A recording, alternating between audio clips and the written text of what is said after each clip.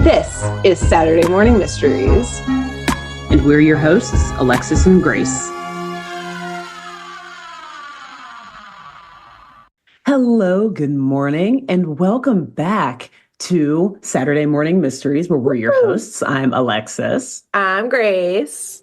And I wanted to get through that quick intro before I tangented off about how it's a new year. Same us, though, all of that. I was getting ready to say it right after good morning, and I was like, wait, no, we have to say our names first. Oh, where honestly, are we? Great. We've forgotten that perhaps in the past, but yeah. Absolutely nailed it. Thank you. I've been, Grace knows from right before we hit record, I've been nervous about clapping us in today. We forgot how to do it. Yeah, exactly. I don't know where I am, what year it is, but no, it is now the year 2025, and we're back for another year of Saturday Morning Mystery cartoon crime reviews. Yes. And we're excited to be back and excited to see y'all. Yeah. I mean, do you want to, if folks are just discovering us in 2025, do you want to give them a... Go for it. Do you want to? I'm going to talk this whole episode. You talk now. Damn. All right. I'm saving my vocal cords. Fair. Grace is being more dramatic in the year 2025. Yeah, that's my resolution. Make things worse for other people. Exactly. Make things harder for everyone else around her. But me. But her. So yes, that's a very good point, though, because we noticed that we actually did get quite a few new followers while we were away in the month of January. So welcome. And if you are new, we are a goofy but sometimes serious, maybe podcast, mostly goofy, where we talk about classic episodes of cartoons and animated shows that have to do with crime, adventures, mysteries, things like that. And we retell the episodes of those shows as if they are true-ish crime stories. And we intertwine in there some actual real-life true crime stories or kind of horror stories about things that are based on or tangent to somehow the cartoons we're talking about, which is kind of scarily more often than it happens some in my people might want to admit. It's going to happen in mine next week, too, quite a few. So we're going to get off on a strong foot recapping some of these classic cartoons and the things that they pulled from in history to entertain us youth throughout the years. So, yeah. Great. Welcome Great job. to those who are new. Yeah, thank you. Welcome. Thank you. And that was our elevator speech for Saturday Morning Mysteries. I hope you enjoyed it. Yes, but we're going to hit the emergency stop button on the elevator. You're not getting off. You're here with us now for this whole episode. You can never leave. We also, we do arcs. So we do 8 episodes of a show. We go back and forth telling the story. And then once the holiday seasons hit, which starts in October, we just do holiday arcs for the last 3 months of the year. But up until then, yes, we will do 8 episodes total for each show that we do. Unless we decide to change it. There's no rules here. We just kind of... do we want? Yeah. So it's the number one rule of this podcast /podcast is there are no rules. And that's the end. That's the whole list. That's it. That's all. Yes. And you must bow down to your podcasting overlords. Grace and Alexis. Yes. Welcome. Again, you can never leave, as we said. So we're starting a new show today. Kind of a new show because an episode of this new show has recently been covered. You'll know what this show is if you look at the title of this episode. Our new show is Inspector Gadget. Inspector Gadget. Such a good show. Alexis covered a holiday arc episode of Inspector Gadget for us just a month and change ago. So if you haven't listened to that, you can listen to it now. I folded into this arc. And listen to it after this episode. Oh, yeah. Don't go back and forth. That's too hard. So listen to it because I did that episode and it's great. So use that as the second episode of this Inspector Gadget arc, a bonus episode. So we always in the first episode of the arc, I'll do the first episode of the show ever in the first season. And I do a background on the show to get us all familiar with it. And I will say Alexis did a really thorough and great job of introducing Inspector Gadget in our Christmas arc because we had never covered it before. So it's helpful to get that background, especially with the background and production of the show. Because, yes, we are also TV nerds. And so to get into that kind of stuff. Cartoon historians, amateur cartoon historians, if you would. Can we? Is that too bold? I will. I am, in fact. Perhaps. It's on our resume for sure now. It is somewhere. Now. Yes. Good thing neither of us are applying for jobs anytime soon. Exactly. God. So, yes, I will give another brief overview of the show and our main characters, as well as like a fun fact I found here at the end. So, Inspector Gadget is a sci-fi cartoon as described by Wikipedia. And it's really just that in the sense that Gadget is like a cyborg. Inspector Gadget, our main character, is like a cyborg bionic man. And it is a crime detective cartoon. And it follows our titular detective, Inspector Gadget, who works for, and I guess I didn't fully realize this, a secret like world police organization. Like, I guess I just thought he was like in the FBI or something, but no, it's like police. Yeah, not at all. It's like a secret world police organization.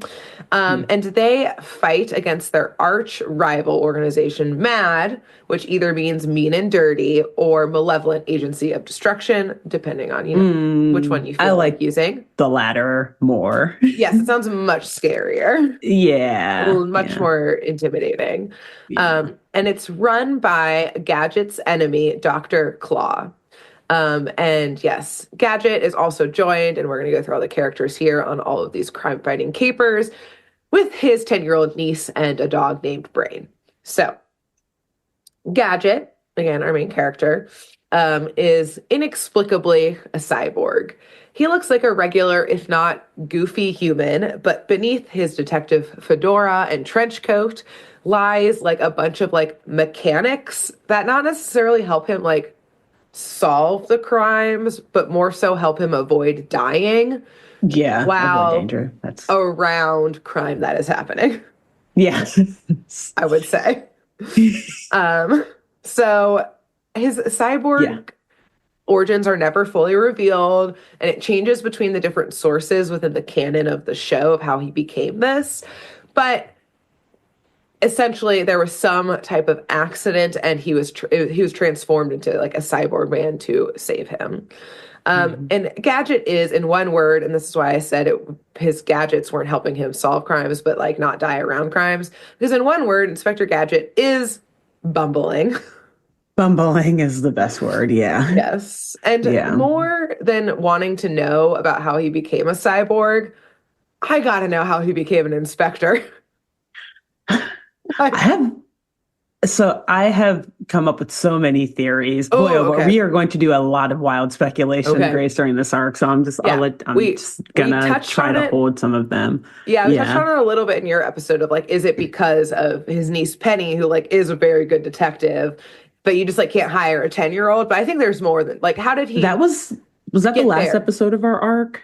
No, I think it's second to last. Okay. Well, basically, ever since we've recorded that episode, I've been like thinking of like planning, like plotting, researching. Okay, good. Coming up with ideas. Good. Okay. Well, I look forward to bouncing them off of those around me. Red string in your apartment. We just can't see it right now. Yeah, it's right up here. Look forward. You can kind of see the board here. Board.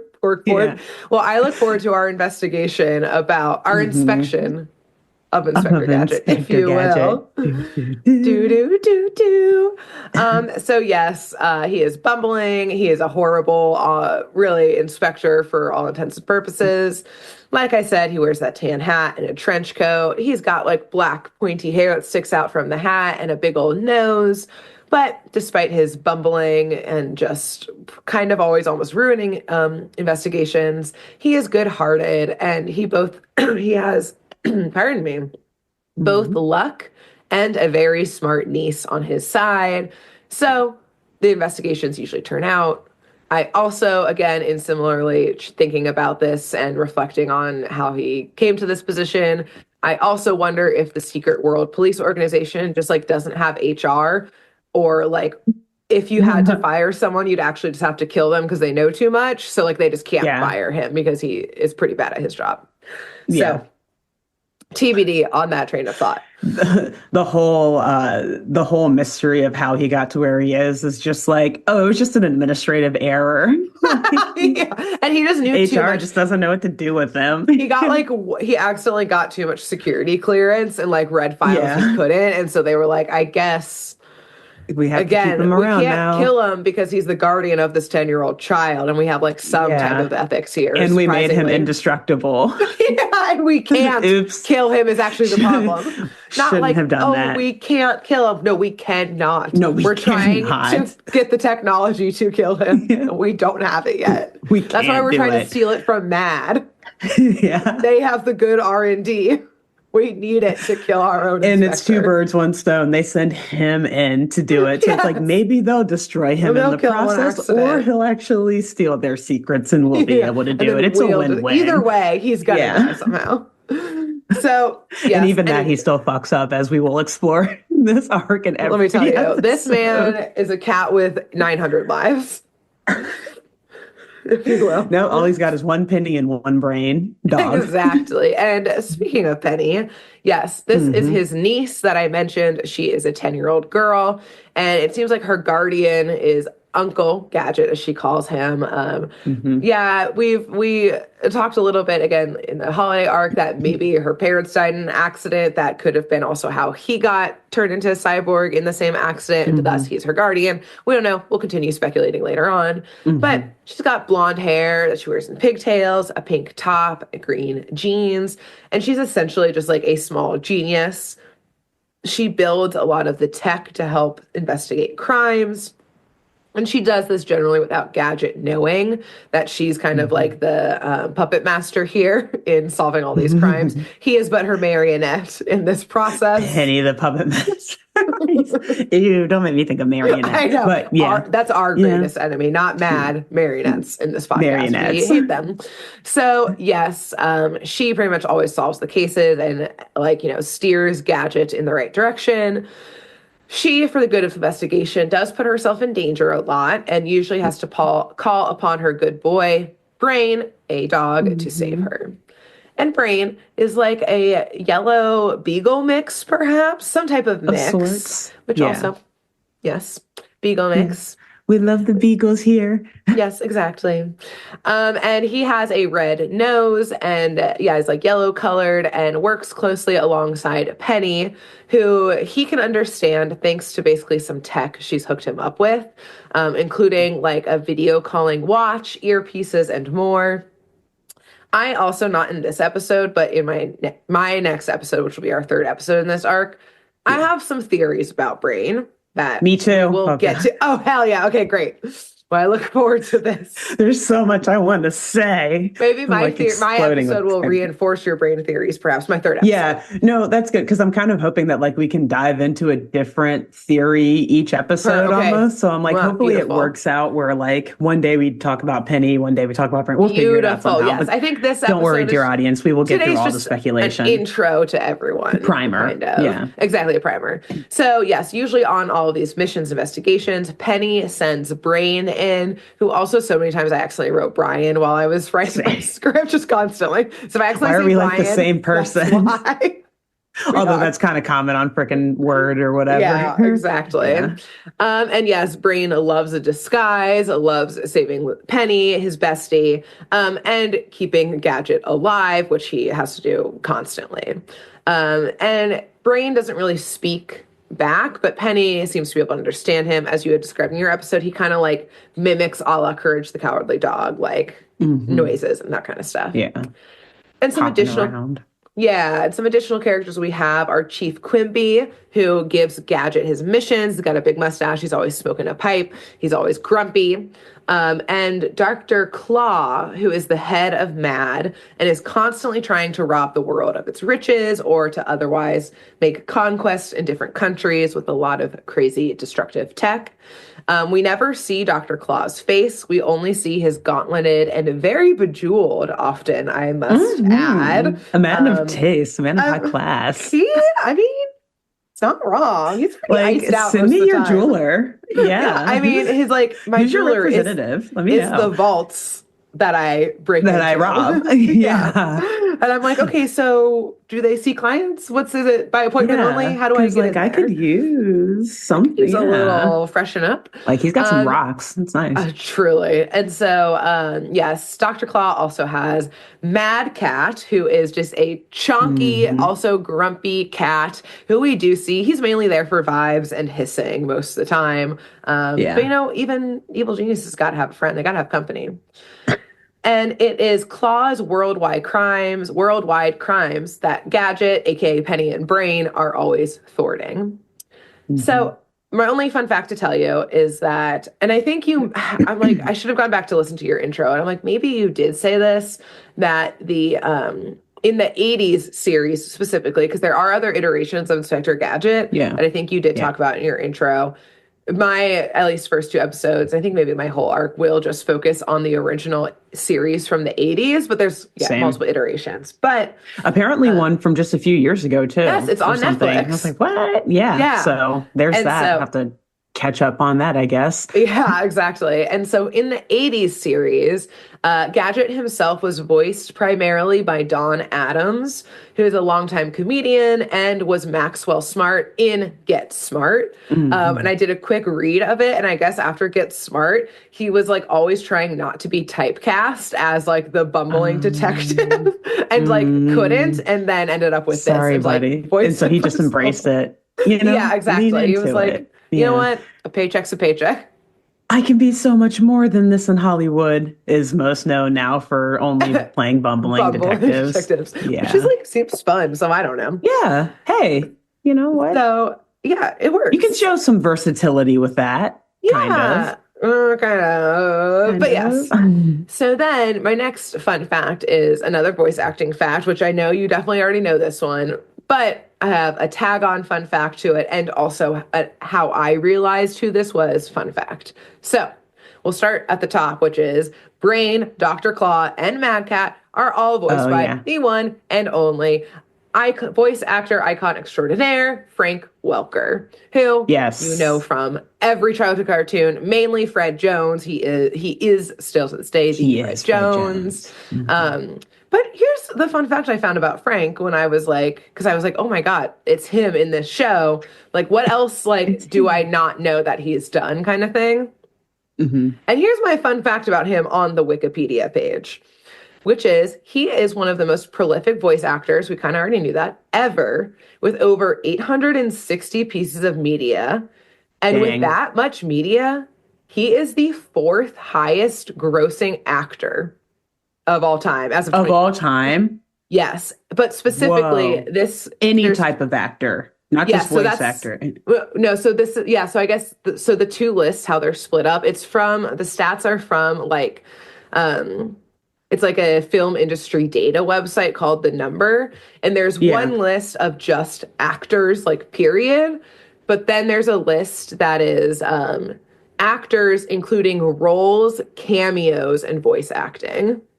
And it's like, if you were any of, and like role being like, you are a full actor, or you're seeing this face on screen. Not just like one line or like a background. Yeah. Yeah. So like you have a written role. And so that's why I specifically say this is like, this category that he is in is like, did Frank Welker do one line in an animated movie that like blew up? That counts towards his highest grossing numbers. Yeah. So it's like really all encompassing.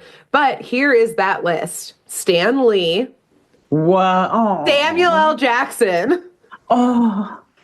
John Ratzenberger, who I didn't know who that was, and I should have clicked it. I assume he must be another voice actor or something. Yeah. Because this also includes video games, I'm pretty sure. And then Frank Welker. And then, wow, what a list of goats. Yes, it is. It was so cool. Yeah. So anyways, that's linked in his Wikipedia page, and then you can go click out to that link to see the whole list and like how it's defined, because it's a really broad definition, which is how he hits that list. Yeah. So interesting. Anyways. I mean, but like, even if it wasn't so broadly defined, I still wouldn't be that surprised. Yes, because it's, again, or I guess maybe other way around. Even if it was more narrow, I guess I wouldn't be surprised, because he's in so much stuff. Exactly. He provides like even like crazy animal noises for movies, and then gets the credit for that, how high it is grossed. Exactly. So because it's like why. Still a character, even though they're not like speaking actual words or whatever. They're a character in the movie, and he's making the noises for that character. Yeah, so that counts towards his like final receipt here. So what a legend. Frank, we love you here. He's still he's the only one still alive. Sorry. Yep. Yeah. And here's my fun fact about how I realized this, because I did not know that he was in this. When I started watching the episodes, because I like to watch the first episode and then do all my little research, was that I was watching the episode and I was like, of course, I was like, why does Dr. Claw's voice sound so familiar? But instead of like, I don't know, being like, oh, it sounds like a deeper version of Fred Jones or something like that, my brain, and I was like, wow, this is me just bragging. My brain was like, go off, girl. Why does he sound like the Cave of Wonders from Aladdin? Oh, wow. The deepest now that you say it. And guess what? Of course, Frank Welker was. Good recall there. Thank you. Good. Dude, brag on. Say it one more time about yourself. Of yourself. I realize that, yes, I'm incredible. I can hear things. I am a genius. Now that you say it. Yeah, yes, like watching this, I never really voice. thought that. But now that you say it, I'm like, oh, that's 1,000%. Yeah, the exact same voice that he uses. Not change the voice at all for it. And I love him for it. He was like, perfect. Oh, this one worked. Yeah. Yes, exactly. The kids love this one. Let's bring it back. Yeah, it was a hit. Because Aladdin came out after this, right? Was Aladdin in the 90s? Yeah, I thought it was. But I can't say for sure. But yes. So yes, I was very proud of myself for that deep cut. And also, I guess then I learned that he was also the voice of Abu and Raja in Aladdin. Wow. Yeah. Okay. He does it all. Yeah, that I also didn't know. Raja, I could have guessed, but I did not know he was also Abu. Yeah, little monkey noises. He can do it all. He can go high, he can go low. Exactly, yeah. Abu's just squeaking away, Cave of Wonders, very deep and, raspy voice. Also, for those who are listening, drop a like, drop a comment on this video, share it with Frank Welker, because also, if we could interview some of these people, like what a dream it would be, or if they even just knew that we existed and that we loved their work. And that we hear their connections between these two very niche things. Yeah. The Cave of Wonders and Dr. Claw. We respect their work and recognize them. At how many years later, too. Amazing. Yeah. And I mean, Dr. Claw was from before we were even born. We're talking about a show that came out 10 years before Grace and I were born here. Yep. So... Right, this was 83. Yep. Right, I don't want to improperly age us. Yes, exactly. So, yes. Anyways, yes. Continue on. Agreed. My beat.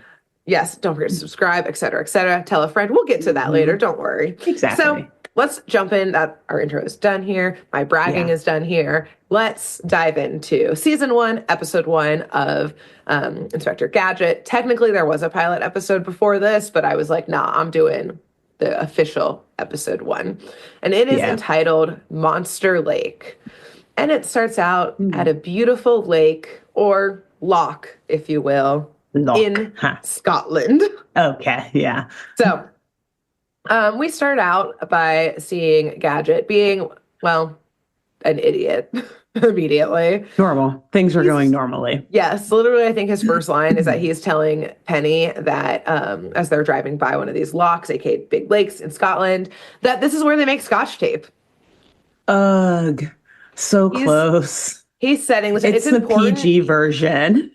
They can't tell kids this is where they make scotch, so they have to say tape. Scotch tape. Yes, exactly. And honestly, at 10, I would have been like, yes, this is where they make scotch tape. And I would not have been like, I didn't know what scotch was when I was 10. So yes, I would have been like, this is where they make it. This makes sense. And that's the thing. Your parents are like, oh, she's so cute. She thinks that's where scotch tape comes from. She's so anyways. Stupid. Yes. So...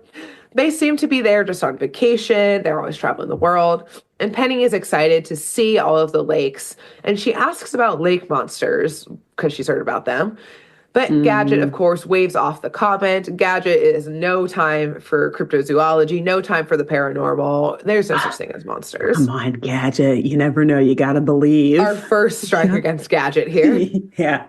He's not a believer. Not a believer.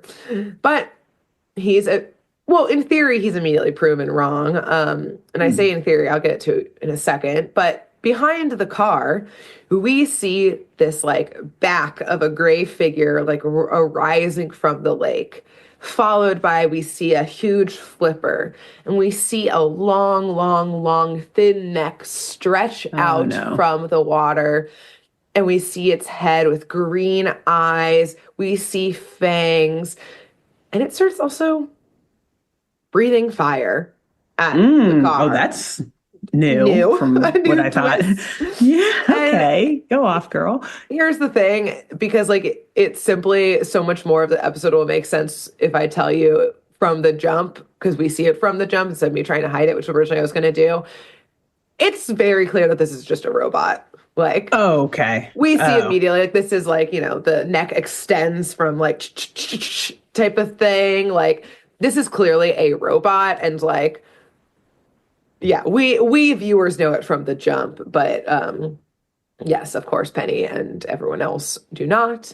Don't. Wow. Okay. Yes. Another strike against those inspection skills, but alrighty. Okay, well, here's the thing is that Penny is screaming for her life because her window, she's like rolling up her window as like flames burst on it. So she probably didn't really get to see it. And Brain, also screaming and trying to like scramble out of the car, jumps onto Gadget's head and is like covering his face. So Gadget doesn't even see the monster at all.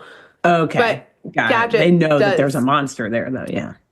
Well, Gadget thinks that all the fire that their car is literally like driving out of is his engine malfunctioning and catching tend fire. To do that. Yeah. In an entire like blaze that engulfs your entire car into the road all around you. Yes. He's got to get that checked. You got to get that checked out. So, rightly, Gadget is like, I got to find the manual to this car. I got to solve this engine problem, which is the right move. But he doesn't stop driving while he does it. His foot's still on the pedal, which makes, and it's like a curvy, they're going around a lake. So his 10-year-old niece, Penny, has to grab the wheel and steer the car so they don't literally careen off into one of the lakes. And she does, but she's 10, so she swerves them off the road and right into a huge flock of sheep. Oh, those poor sheep. It's a soft landing. They have no clue what's going on. Oh. They definitely all just got wrecked. Smushed. That whole village is having sheep for dinner for the next There's some roasted days. lamb, though, because this car is still on fire for sure. They're going to have the nicest coats and clothes and the fullest bellies. And the fullest bellies. Can't lose. Yeah, thank you, Inspector Gadget, actually, for feeding the small town. Yeah. Exactly. But one of the sheep is pretty weird because there's smoke coming from it, but not because of Inspector Gadget running into it. It's already roasting. It's fresh. It's like above the pit. They're the rotisserie type thing. Yeah. They're gonna get some Euro meat from it. Make a good Euro. Exactly. I forget what those are called. Penny's already getting the pitas. Yeah, exactly. But we see shortly as this smoking sheep approaches that it's smoking because the sheep is smoking a pipe and has a giant mustache because, of course, it's Chief Quimby dressed up as a sheep. Okay. Because the chief always is in some type of disguise to secretly give Gadget his mission.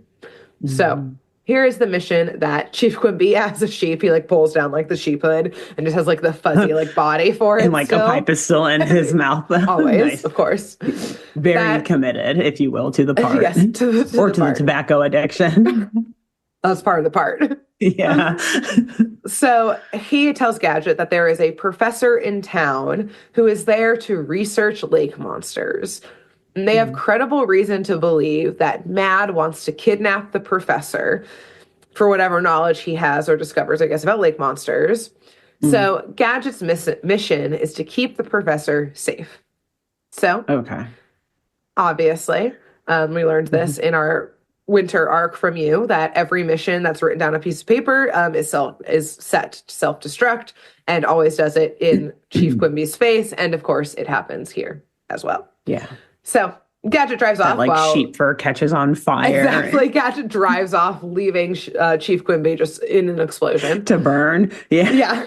Yeah. To like in the incendiary, just he's gone. So we see now that it wasn't just this herd of sheep overhearing this conversation. Mad, and more specifically, Dr. Claw and Mad Cat, were, of course, listening in too from their current hideout, which is their jet car vehicle thing that can like shapeshift. Yeah, and is currently a submarine submerged in the bottom of one of the locks. But they have like, I don't know, a radar, I guess, and a periscope, so they're checking out what's going on. They're keeping an eye on Gadget now that they know he's here, and know that he's going to try and protect the professor who they want to kidnap. So, step one in battling Gadget here is a battle of wits. So I'm sure you can imagine who will win this first round. I don't know. It's a tight race. If he's going up against a literal brick, then, I mean... the brick might have a better chance of winning than Gadget. Yeah, I know. Because, it could still be close. Because a bad agent sneaks out onto the road and changes the direction of a road sign at a fork in a road, which could be, an excusable thing that you could accidentally get mixed up. But Gadget's car literally has a GPS telling him not to go that way, and Gadget goes that way, of course. The GPS is like, make a legal U-turn. Yeah, it's just fully malfunctioning. Okay, and the car just flies off the side of a cliff. For the second time today. This engine is just not going. It's just on the fritz. Is this good Lord the manual somewhere?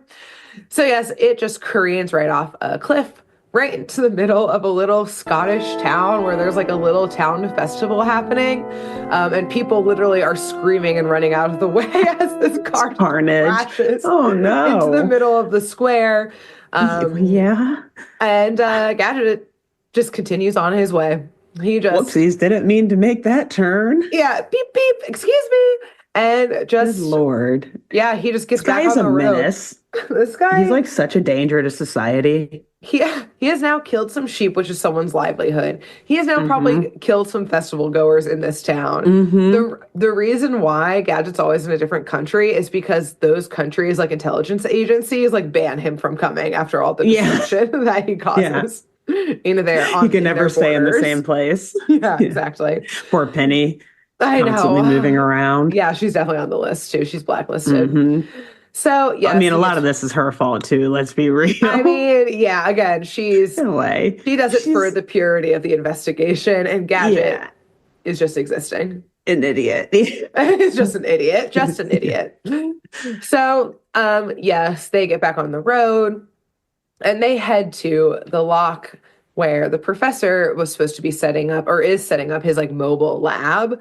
And, that's where he's doing all his research. And of course, he is going to Loch Ness because, yes, he is here to study the Loch Ness Monster, baby. Of course. So, yes, I was waiting. I was thinking that's who the metal monster. I don't know. Yeah, you're like, this has to do with it. They got to bring her up at some point. Where my girl Nessie at? Yeah. So, yes, like you said at the beginning, so many of our episodes, we tie into other things that the episode gives a nod towards. This one's obviously pretty obvious, saying Loch Ness Monster. But, so because of my really long intro, I'm not going to get into like the entire deep ass lore of the Loch Ness Monster. But I am going to give you a quick overview, and then I'm just going to tell you some fun facts that I didn't know about. Cool. Or like just some fun things I found on the huge Wikipedia page for the Loch Ness Monster. Why are the cryptid pages always the longest? They're so big. That's how you know they're you have to believe to be into them is because they're like, no, listen to this explanation. Believe me. Okay, look at this evidence. Versus, but there's always so much like it's right here. What more do you need to know? This is a fact. Like, here's the theory of relativity. One paragraph, that's what it means. It is a fact. What we know is a fact. Is lying, they add in extraneous details unnecessarily. Well, here we go. Yeah. But there's also so much like reasonable doubt in the cryptid pages. Like, allegedly, it has been said by someone that maybe Bigfoot was sighted in this general region, perhaps one time, possibly. maybe. Yeah, we weren't there though, but someone maybe was. So, yes, the quick overview is Loch Ness Monster, aka Nessie, is a mythical creature in Scotland who inhabits the Loch Ness. So that's Loch Ness Monster is not her name, it is the name of a lake. Yeah. The lake is not named Ness. And essentially, she looks like a long-necked, water-based dinosaur. And so here are the couple things that I would like to share with everyone. So one, the infamous 1934 surgeon's photos. This is the photo that like really made the Loch Ness Monster part of like worldwide like the like black phenomenon. And white one. Exactly. It's like black and super white. Grainy. It's like kind of grainy. It's like the water and then like the shadowy figure where you can see nothing. You know, it was definitely a hoax, but here's my point about it, is that how did people not realize it? Because it was published in the Daily Mail. Come on, folks. Dude, I did not know the Daily Mail existed all the way back then. They've been doing this for time immemorial, for generations. They were over Jesus getting crucified. They were writing about what his loincloth looked like. Caesar's getting stabbed. They're over there writing about. They took pictures of the Shroud of Turin. Like, he's gone. Look, this. Cleopatra's up there. They are writing about the latest fight between her and Mark Antony. Like, Daily Mail has been here. They're the real Illuminati. Amazing. Daily Mail. And yet they're the ones who make up all the funny, like, crazy stories about them. That's their whole plan. It's a fucking cover. It's a feint within a feint. Allegedly, for the Daily Mail lawyers that we know are listening to this right now. What? Allegedly. I got some things to write for them, allegedly. Whoa. Yeah, dude. If you're hiring, or if you need some contractors, some opinion poll or editors, I mean, you know. I'll write whatever I feel comes into my mind in the moment. Why not? I got crazy ideas all the time. Happy to. Allegedly. Yeah, we fit right in. Allegedly. Allegedly. So, crazy, fun thing number That's 2. so funny. Yes, is that some people believe and have tied the Loch Ness Monster to being related to the Scottish folklore of Kelpies, which were originally these like horse-like creatures that were featured in folk tales and there's, throughout, of course, thousands of cultures, this happens, of like folk tales to warn children to keep away from bodies of water. So basically to like keep kids from drowning, aka not playing by the water. And like there's a monster in there. Exactly. Like around the world, it like takes 1,000 different forms, all this kind of stuff. So this was one of them, is that like maybe Kelpies were like served that purpose in folk tales, and maybe never heard of that. Cool. Yeah, and maybe like the Kelpie, who originally was more of like a horse-like water creature, maybe it transformed into like the sightings around Ness. Around Nessie, like a serpent type thing. Yeah, because a lot of the Kelpie references did happen within, like around like Loch Ness itself. It's like a popular loch for all of these beings. So then, one of our earliest reports ever of a monster, a full-on monster around Loch Ness, is from 7th century AD. And it was written by, it's a biography, of an Irish monk named, because it's a Saint Columba, because we love our stories of saints on this show. That's another deep fact about us, is that if there's a saint involved, we're going to talk about it. We're covering it. We're covering them, baby. So I didn't go into why, like how he got into sainthood, that kind of thing. But in this biography, what this has to do with the Loch Ness Monster is that St. Columba was in Scotland, and he heard of a water beast that had attacked a man and like drowned him. And so the saint, I love this so much. The saint, instead of the saint being like, I will go face this monster, he sent like one of his posse, like one of his followers. He's like, why don't you go swim into the middle of this lake? He kept it real. I promise I'll protect you. Like, I don't know if he had sainthood yet or not, but he was like, good point. I can't get my hair wet. You see this spot? I can't possibly. I just got my nails done. They're still wet. I can't go out there, okay, honey? So, yes, he sent out one of his posse to basically go die. Posse? I assume saints rolled with, They had to have some guards. You can't choose me to prove me wrong. I mean, when you're going around trying to evangelize people, you like you gotta probably should have some posse. protectors around you. Exactly. Some people might not take that well. Who you're willing to sacrifice instead of yourself, like this saint did here. But apparently, yes, of course, this monster emerged, and the saint made the sign of the cross and basically told the monster to beat it, and it worked. Scram! Get out of here! Get out of here! Yeah. Go on, get you monster. The power of Christ compels you. The power of Christ compels you. Exactly.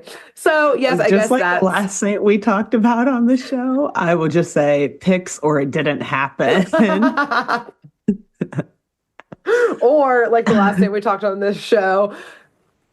Look, Saint Columba, maybe he had a big posse. Maybe some of them, they were into arts and crafts. They were into theater. Here's my theory. They made a giant monster costume. Yes. And St. Columba said, you'll see our other posse member kicking around. When you hear me scream far from the shore, the power of Christ compels you. That's your cue. And then duck down away. With your little fins, make the sign of the cross. Yeah. Swim away. Wait, did he say that the monster also made the sign of the cross? No, I'm saying this in my rewriting of this. They couldn't get it though. Yeah, they're like, that's a little too hard, Columba. Yes, because as we did in our last or whatever his name was before sainthood. Yeah, that all of these saints just like did the pre-work to make their show go off without a hitch. They were all theater kids. Honestly, full slay. It worked. Yeah, it did. Because here we are today, to this day, talking about it. Yeah. So who's a buffoon now? We have a lot to learn from you. Exactly. But there was also evidence that this creature's existence could have been referenced even earlier in the 6th century. In this case, though, in the earlier case in the 6th century, it was probably more related to like Irish myths rather than like Scottish Kelpies. So there's some mix and matching of the folklore here. So then Wikipedia has a list of hoaxes that were either like just very silly or were like actually successful around the Loch Ness Monster. And I wanted to share with you my favorite one, which was a successful one, because in 2004, a documentary team used special effects and they made an animatronic model of Nessie to convince the people that she was real, and they like put her in the lock and just like set it up. Like they had all kinds of like tomfoolery happen. Like at one point they accidentally sunk it to the bottom of the lake and like had to like either make a new one or get it or something like that. But during this time that like this fake animatronic Nessie was set up, there were 600 reported sightings of her. Because so many people like wanted to believe. Like they did a really good job is what I'm saying. Like they got at least 600 people who were like, I'm calling this shit in. Wait, when did you say this was? What year? 2004.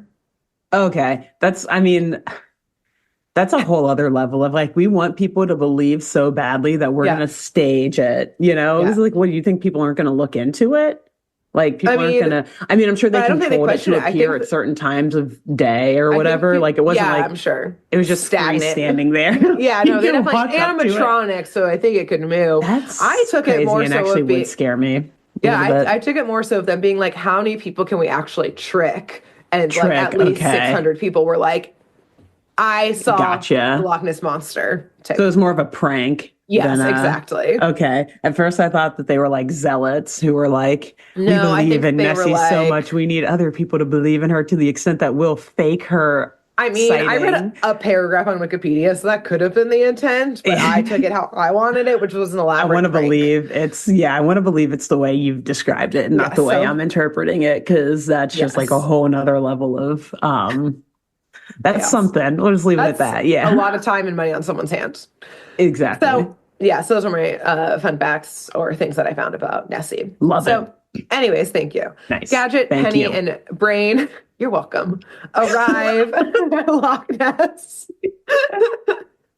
You're welcome. 2025, making things worse for everybody but me, baby. So, yes, they arrive at Loch Ness, but the professor and his lab are nowhere to be found, because while Gadget was crashing into a town and probably killing innocents, Mad was able to sneak in and kidnap the professor. So now that this is like pretty serious, Gadget tells Penny and Brain to like go back to the hotel and stay safe. And Penny is like, why don't you stay safe and be careful? Yeah, right. Like, I'm good. Yeah, you're the one who's driven us off of 2 cliffs today. I guess one of those was, oh no. Okay. Right as Penny says this, Gadget is like, I'm always careful. That's why I'm such a good inspector. And then immediately crashes his car into a tree. Like, as he's saying this. But he is, unbothered about it as always and just drives off to search a different part of the lock. And so, of course, Penny is like, Brain, you got to go follow Gadget. He's obviously going to drown or some shit, get eaten by a monster. Yeah. So Brain puts on like a big old mustache and like, I got to say, Brain in this episode, all of he's got 2 different fits. Full slay both fits. Okay. Like, this first one that he doesn't wear for very long, I guess kind of 3 different looks, let's say. So the first one, yes, a big mustache, and then he wears like these, like very, very tiny, like 1960s sunglasses. He is giving beat poet in this moment. Oh, like, let's go, Brain. Yes, for no reason. Yeah, exactly. Snaps That's Brain. just what he wanted to wear in that moment. Yeah, exactly. Like there was no assignment other than follow he Gadget. had it on. He was like, now I can finally rock these shades. I've been wanting to wear these forever. Finally. My future is like, so that's bright. That's not the vibe of someone you would run into in Scotland. Like you're supposed to like dress the part, And he's like, oh no. I'm more of an Andy Warhol type, not like this is my I don't even know a Scottish artist. Don't ruin my character art, okay? Yeah.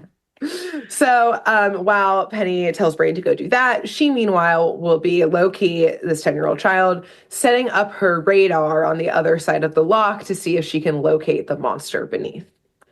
So basically, Penny is going monster hunting, which I respect. Yeah. She like pulls out a crossbow. Wouldn't surprise me. Call me Ishmael. Whatever the opening line is. Yeah. She's Ahab, I guess, in this situation, but whatever. Ahab, yeah.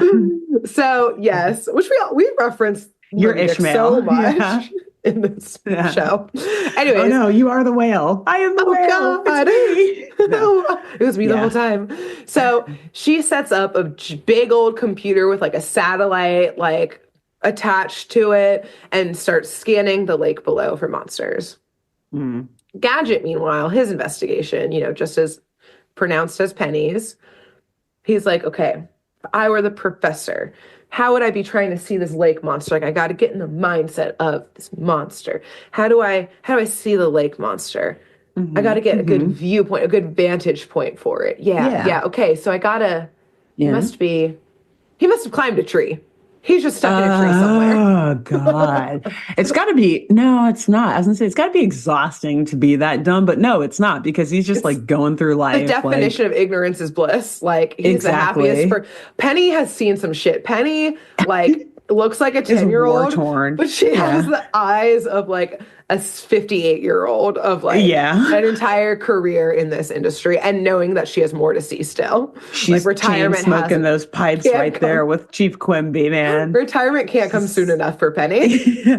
She's waiting.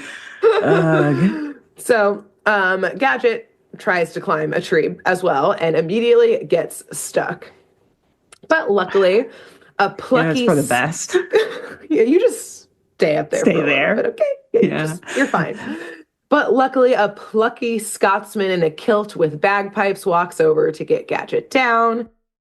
This plucky, cute little Scotsman, he's got like a red and black plaid kilt, which Alexis and I are very familiar with kilts, happen to have worn kilts. 4 years of a kilt at our Catholic all-girls school that we went to. Yes. Not skirts, a kilt. Thank you very much. Kilt. There is a difference. Exactly. And he's got a red sash on. He's got I should have looked up what like the little hat is called that like, I don't know, like it's kind of like with a little ball on top. Yes, matching. Drop in the comments if you know your Scottish. We sure as hell don't. Or terms. If you just Googled it for us. And yes, the big set of bagpipes. And in a tree too. Wow. Yellow ears. Well, no, he's walking up below. Oh, sorry. Gadget.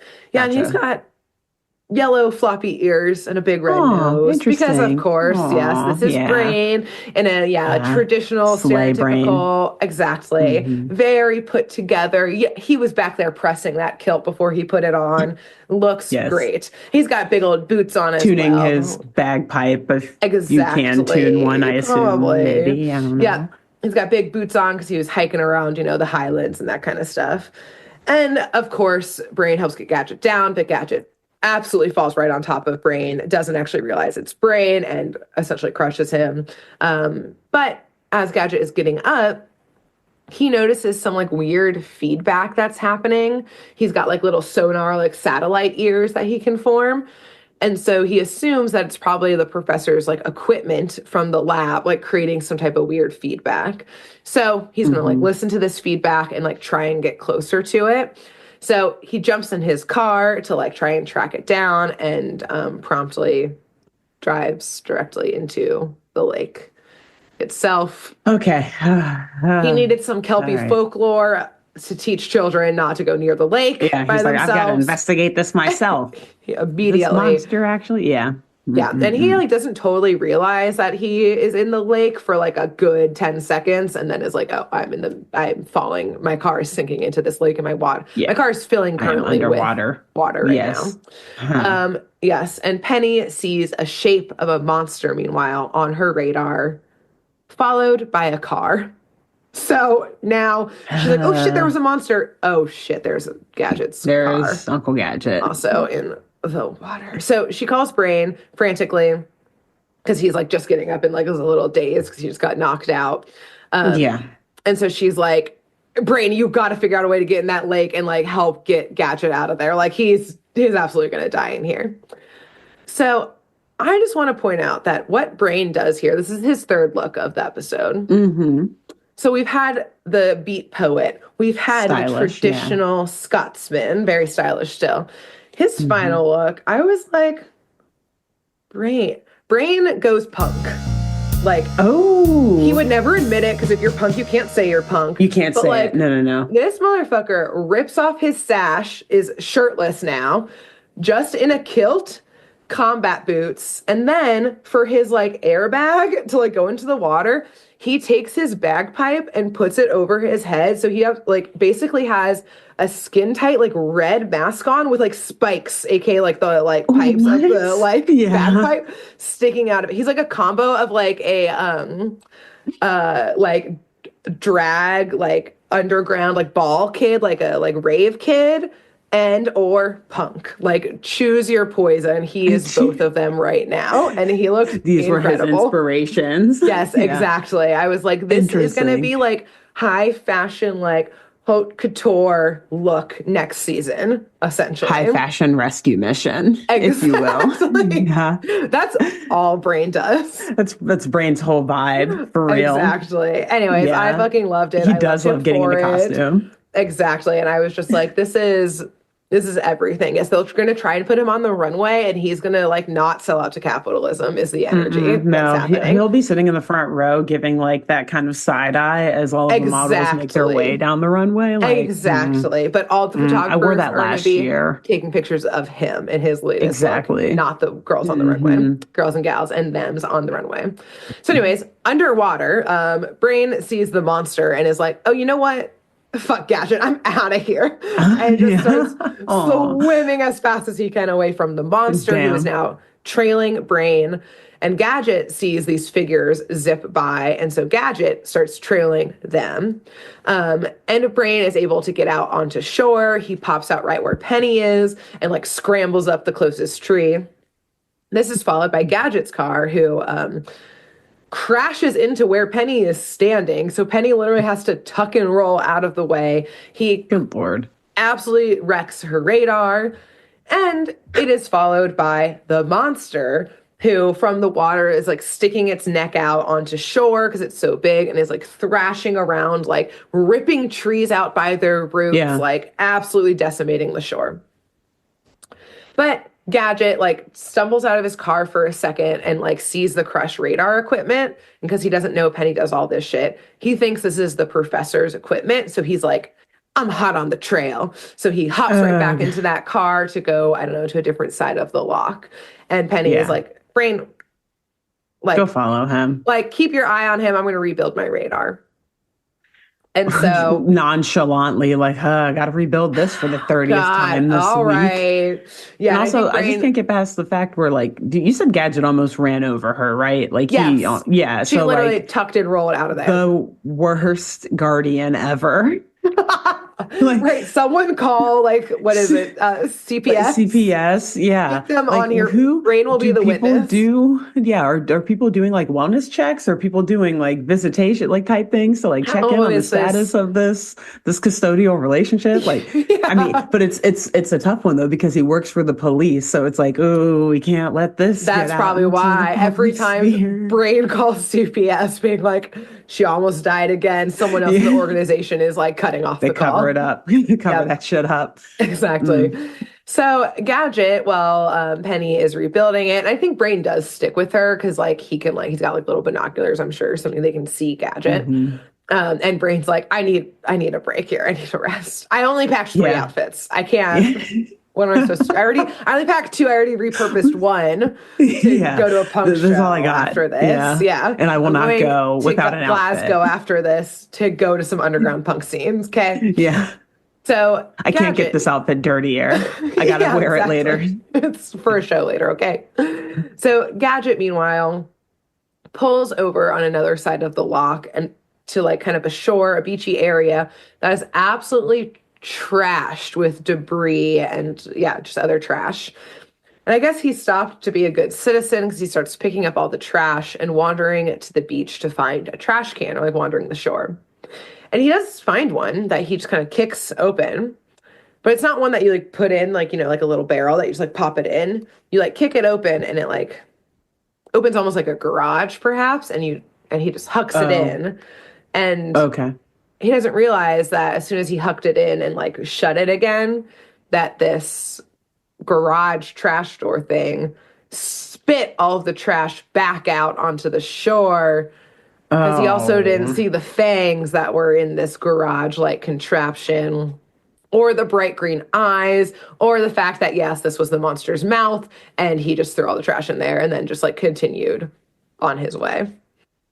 Like nothing. So, and he just like keeps walking and like trash is everywhere behind him. Yes, exactly. Yeah. And the monster's head is right there. Yeah. Like on the shore. Yes, just laying on the shore. It was like taking a nap, basically. Okay. Yeah.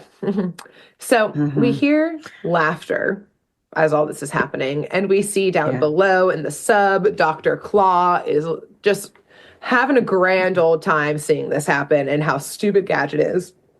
And I think this is where I was like, where is this voice from? This sounds like a cave of wonders, perhaps. Wonders. So, a wonderful cave? Or no, not quite. A cave wondrous? Full of wonders. No, yeah, full. Yeah. Interesting. Of wonders, perhaps. So, yes. Wikipedia, give me my answer. Tell me. So, yes. Claw is just, having a grand old time. He is like... Dr. Claw can control the monster remotely from down there. And so he just like opens up the monster's mouth again, being like, Gadget's going to walk right into this. And lo and behold, Gadget turns around and is like, a cave, and walks right on into it. Right into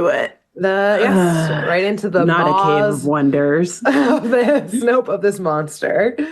And so, yes, the monster like sits up and basically just swallows him. So now, we've got a little, what's the biblical one where he gets swallowed by the whale? It's not Noah. It's no, that's Jonah. what I thought at first. Jonah, there it is. Yes. Little Jonah and the whale situation here. He gets swallowed immediately and tumbles down, basically like a tunnel, because it's my nightmare. Metal. It's a... Alexis, this isn't a whale. It's okay. The Jonah right. situation, yes. But Nessie is not a water whale. monster. Yeah, you're I know, right. but a water monster. It's only Just as 2% scary. better. But think of you get to tell people that she's real. If you get That's swallowed true. by If her, I they'll make it out totally alive. believe Yeah, you they will too. absolutely. I got swallowed by the Loch Ness monster. You'll Can totally you keep your imagine? job, your friends, My your friends, my family. stability. Exactly. Yeah. So Exactly. yeah, so he gets swallowed down and basically like tumbles out into like essentially like a metal bunker, which is like the stomach of this creature, where he sees a spindly little man with a big white mustache who is tied up, and it is indeed the Ooh. professor. Ah. So again, this is how Gadget always just stumbles into like being correct, essentially, is literally stumbling into it. So yes, And he still doesn't know he's correct either. He's just probably like, I must be getting closer I hit to my something. head. No, luckily the Yeah. professor introduces himself. Gadget introduces himself and Oh, good. unties him. What And was the professor's name explains, again? Not I that don't it probably remember. really doesn't matter. Yeah, it doesn't matter. So I just Okay. wrote down professor. I was like, I don't fucking know what this kid's Does name he have on was. a lab coat of sorts? No, that's why I didn't write down the names. I didn't believe that Because he you're was a like, I don't even professor. think he is a Yeah, I professor. think they kidnapped the wrong Yeah. person this whole time. Mm-hmm. Yeah, but I guess, I mean, not necessarily a professor of science, which would dictate the lab coat. Just Ah, a normal professor, which, he can get away okay. with no lab He could coat be a but he professor had a of like, lab. So no, you're right. He needed a lab oh, coat. Maybe Dr. Claus mm-hmm. stole the lab coat when he He kidnapped did. him. He was jealous. You're Yeah. not a He's like, I professor want this. Yeah. anymore. So yes, Gadget is like, I'll get us out of here. But the room has been now sealed off. Like the little hole that he tumbled out through is now sealed.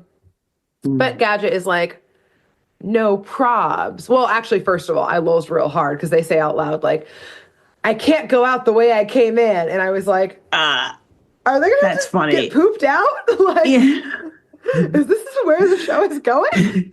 Penny's gonna have to bring in a metal suppository. Like, if so, that's fucking hilarious. Yeah. But unfortunately, Yeah. no. Gadget is like, oh, I see the door that I came through, is sealed off. I have like a little laser beam finger. Let me just start shooting lasers left, right, and center in this all metal, mind you, room. Even like there's exposed Underwater pipes. Yes, there's room. exposed pipes in this room underwater. So yes, he starts shooting that laser finger off without a care. And Using those his lasers noggin. just start Hmm. ricocheting everywhere. Like holes are bursting Wow. through the like other parts of the walls, the floor. The professor is screaming for help. Like No one could have predicted this. somehow this How professor did who we get thought he was here? being saved and instead is like, Yeah. he's like, is this the torture of Mad who kidnapped me? Like, is this part of Oh this, no, my this is the punishment? final mad agent who's coming to end Who's the mad? That's why job. they called that because their final boss is insane.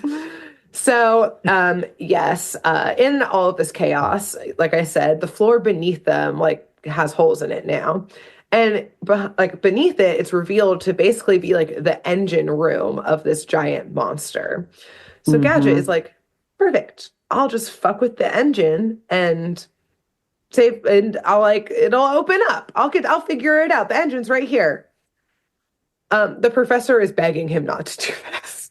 He literally says, why don't we He's just like, I've seen surrender? your work. He Don't literally touch says, anything. why don't we just surrender to Mad? It would be better than this. Oh, that's not what a police inspector wants to hear.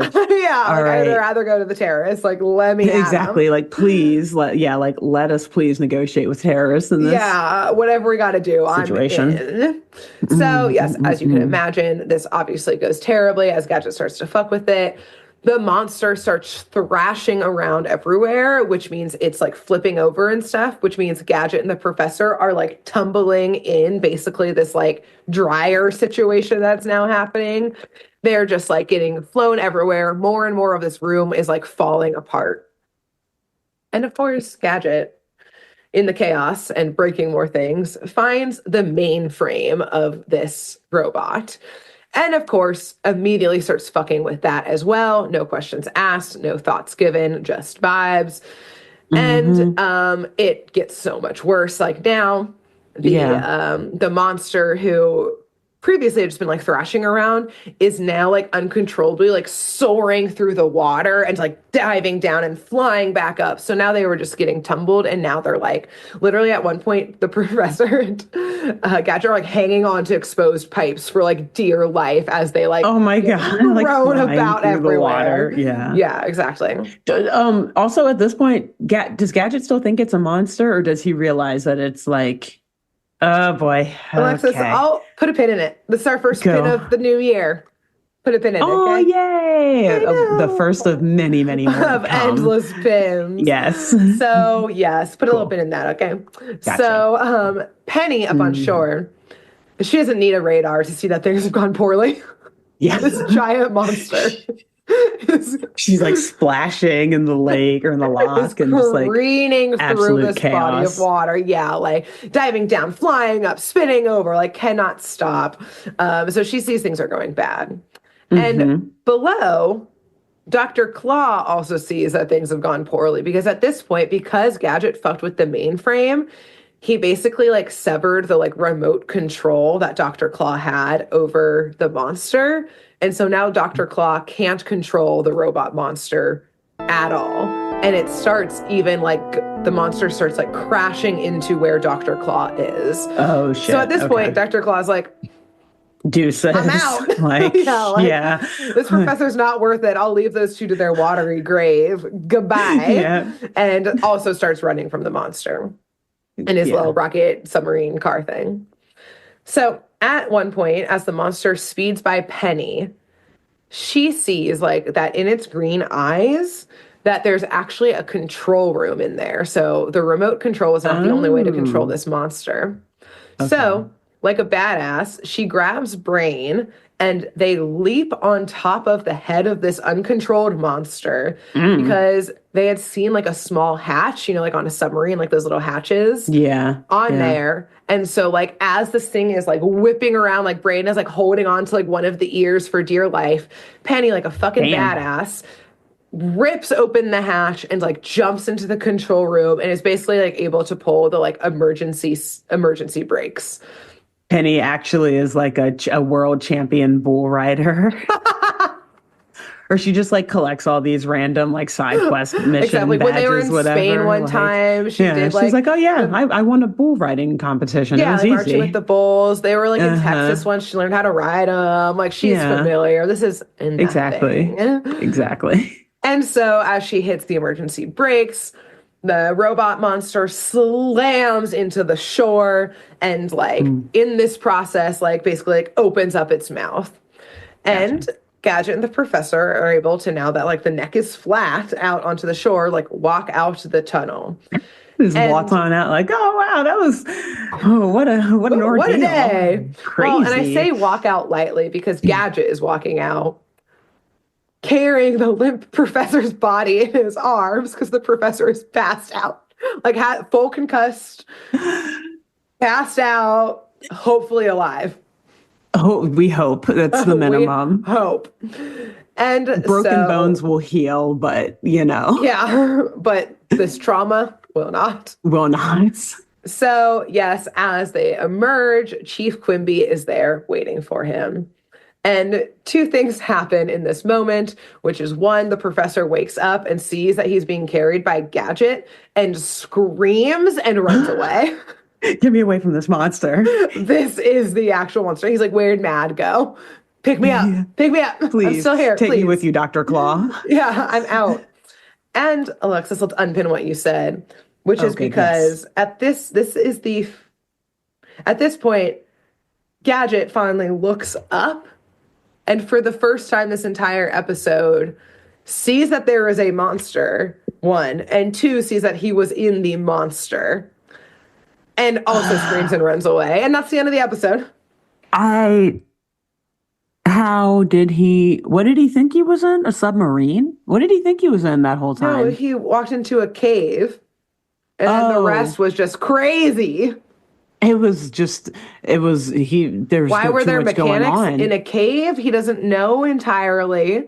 But I guess it was a mechanical cave. Yeah, so that's the end of this episode. That's what happened here. Somehow it's got to be exhausting to be. It really must dumb. be.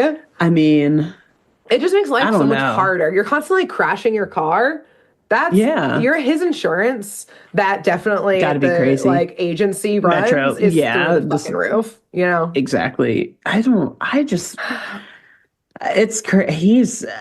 love the show, but he is almost too much to bear. As I don't know how he's still alive. Yes. Yeah. It's like there's a certain point. It's like you love the dumb bumbling character, but at a certain point, it's like, guys, come on. Can he have one lucid moment, please? One. Yes. Just one. There's it's 2 seasons of this. Yeah, we'll have to see throughout our arc. Do we ever get we'll if we remember, which we usually don't, we'll circle back up on this in our last episode to see if we ever got a lucid moment from him.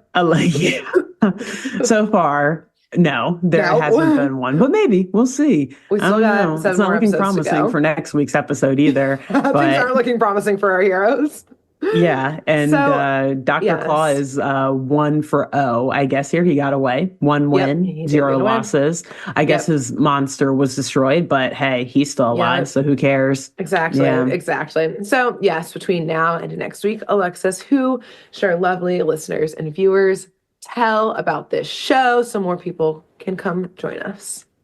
I think this week they've got to tell a bagpipe player. Oh, I don't know. I don't think we've done that. I feel like even though we've talked about bagpipes on here, so I don't know what the official term is. A bagpiper? A bagpipe? Yeah, bagpiper. Okay, yeah. Tell them. Makes sense. Great, nice. Who should they tell?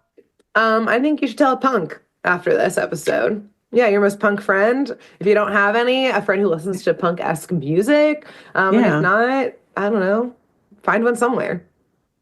Tell them like, hey, this podcast I listened to said to tell my punk friend, and then they'll scoff at you like, I'm not punk. And you'll be like, this is how I know you should listen to this episode. You should listen to this podcast. This is for you. Nice. Perfect. Well, awesome. We'll see y'all next week then. Until then. All right. Bye. Bye. Thanks for tuning in to Saturday Morning Mysteries. If you enjoyed this episode, please share, rate, review, leave us a like, and drop a comment. We post episodes every Saturday and bonus tune tangents whenever we feel like it. So please subscribe so you don't miss the shenanigans. And if you want to follow us on YouTube, click the bell under the YouTube subscribe button to receive notifications when new videos are posted. And if you want to subscribe to the podcast, we have no idea what you're listening to us on, so just hit the big subscribe button on whatever app you're using. We believe in you. Give us a follow on Twitter and Instagram at SatmornMist, all the abreves, and let us know if you have any episode or show requests by emailing SaturdayMorningMysteries@gmail.com. Thanks to Jenna Kendall for the logo design and to Ava Sakiki for the music used during this week's episode. See y'all groovy kids next week on Saturday Morning Mysteries.